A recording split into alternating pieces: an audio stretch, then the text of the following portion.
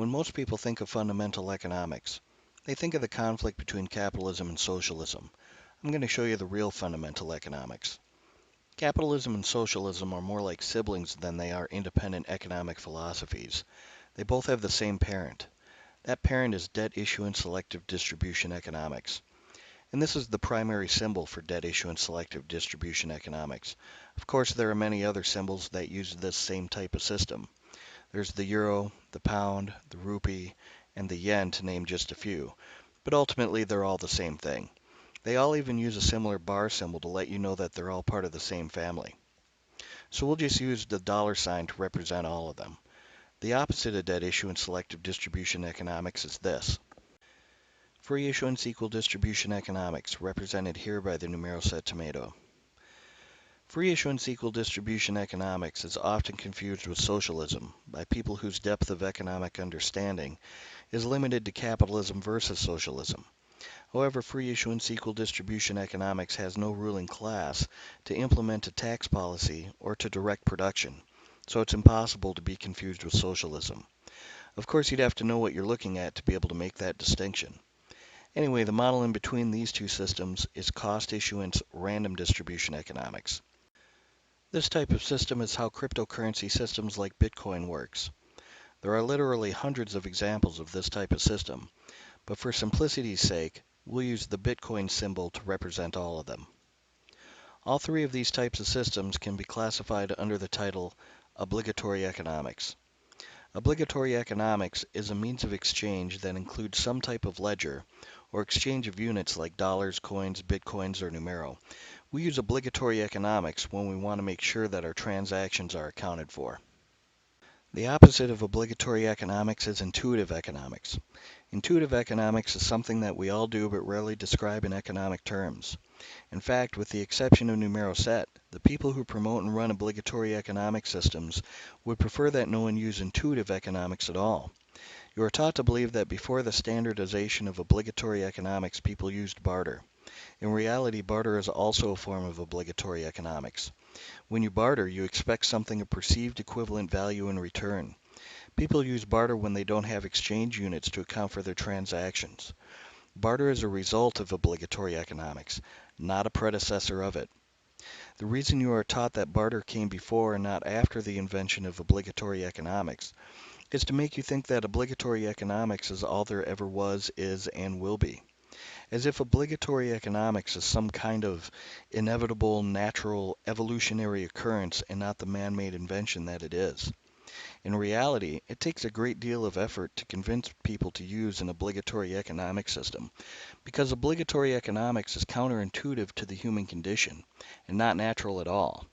So if intuitive economics isn't money, and it isn't barter, and it's in its own category which is completely separate from obligatory economics, then what is it? Sharing and giving.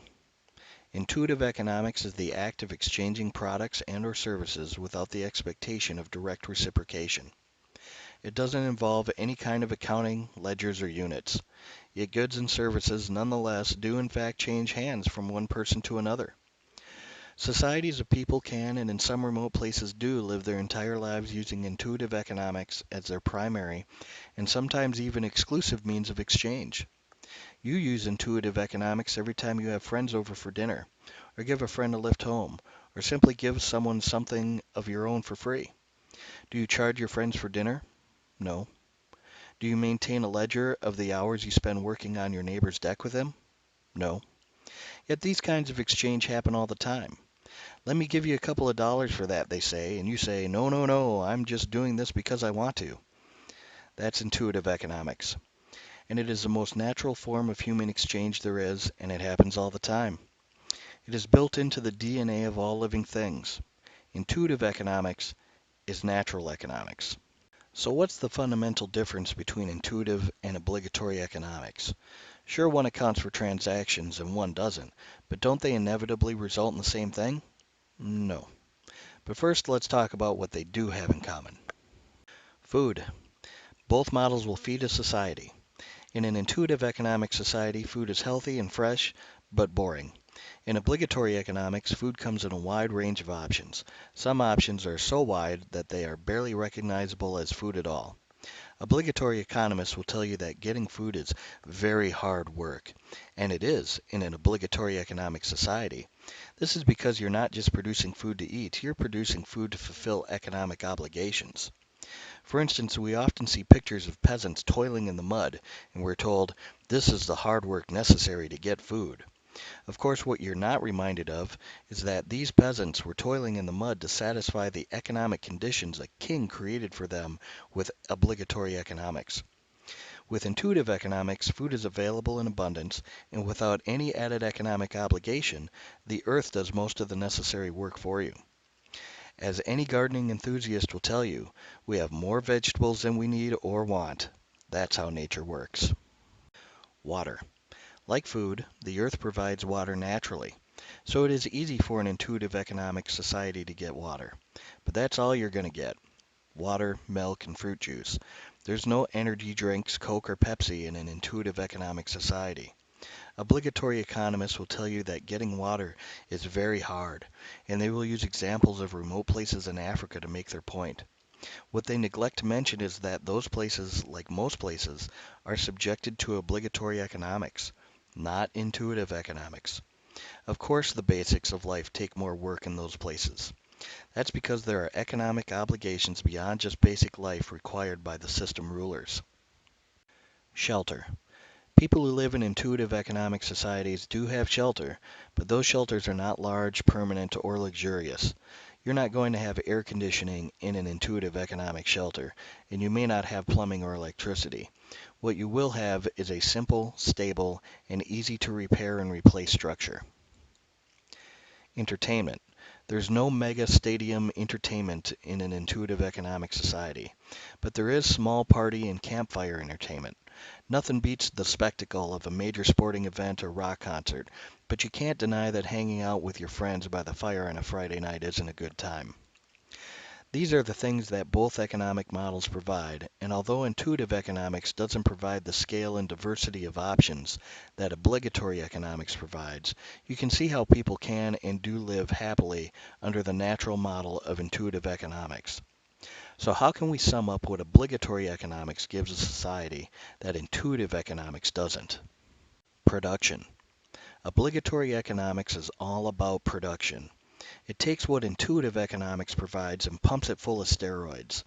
So if obligatory economics provides the same things as intuitive economics, plus much more, it's hard to think of what intuitive economics has to offer at all.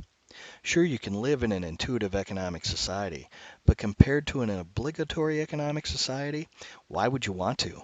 What does intuitive economics have to offer that is worth preserving over the production that obligatory economics can give you? Freedom. Food, water, shelter, and entertainment come very easily and without much effort when the systems of production are out of the equation. Without production, life becomes much slower and simpler. The result is a tremendous amount of free time. This free time translates into freedom. Some obligatory economists pretend that freedom is what their system has to offer. This is nonsense. No obligatory economic system offers freedom. Obligatory economics replaces freedom with production. What they describe as freedom is really nothing more than your choice of production. So if intuitive economics gives us more freedom than obligatory economics, and our basic needs can be met, then why not just use intuitive economics? If you remove obligatory economics completely, then you won't have any production. And no production means no cars, no planes, no internet, and no medical advancements. Yes, most of your day will be free to do whatever you want, but your options of what that will be very limited. So we most certainly do want some kind of obligatory economic system so that we aren't bored out of our minds due to a lack of production. Of course, once you implement an obligatory economic system, and that system becomes the standard for food, water, shelter, and entertainment, you can say goodbye to freedom and say hello to a 10-hour work week. And in most cases, even more than 10 hours. If you're thinking that a 10-hour work week would be awesome, then you've already lost too much freedom. Remember that in an intuitive economic society, you have a 0-hour work week. anything more than 10 hours a week, and you're going to start having some social and health problems, especially if your obligatory economic system issues as a debt and distributes selectively. In a properly run obligatory economic society, there is no reason why anyone should be obligated to work more than 10 hours a week for the equivalent of food, water, shelter, and entertainment. Ideally, what you want is a system that offers some degree of production, but not so much that the benefit of intuitive economics is lost completely. So let's take a look at our obligatory economic options and determine which of the three basic models is the most ideal.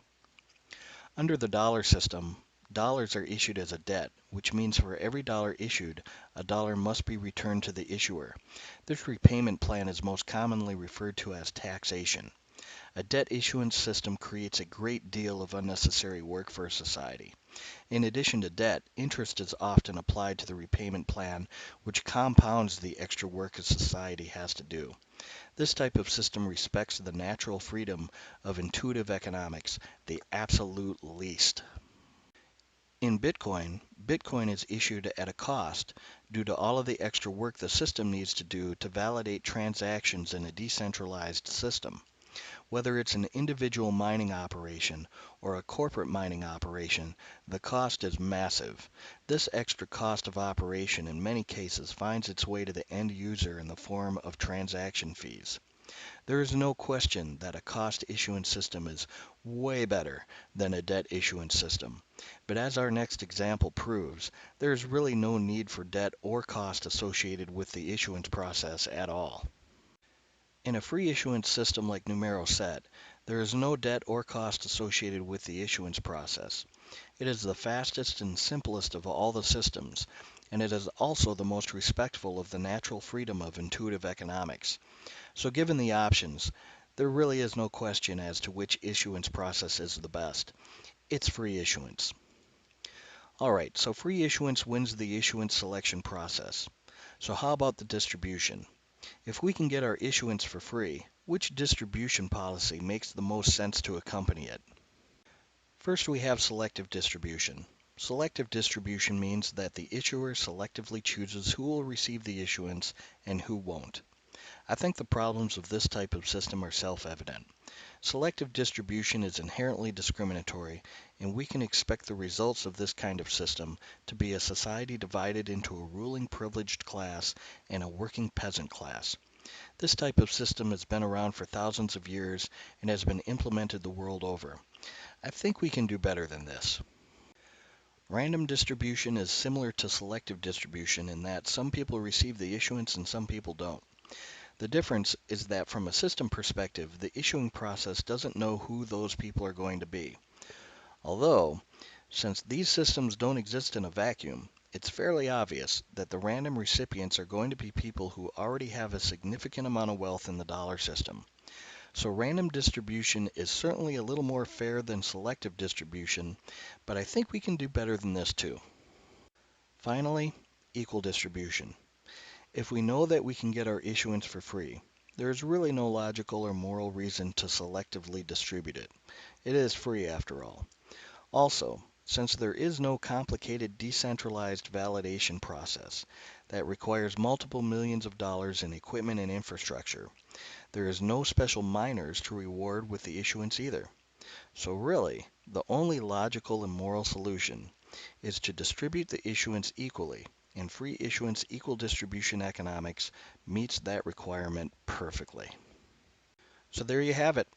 If you're going to stick with the natural economic model of intuitive economics and enjoy all of the freedom that comes with it, that's perfectly fine. But if you want a little bit of non-intrusive production in addition to your freedom, then there really is no substitute for free issuance equal distribution economics.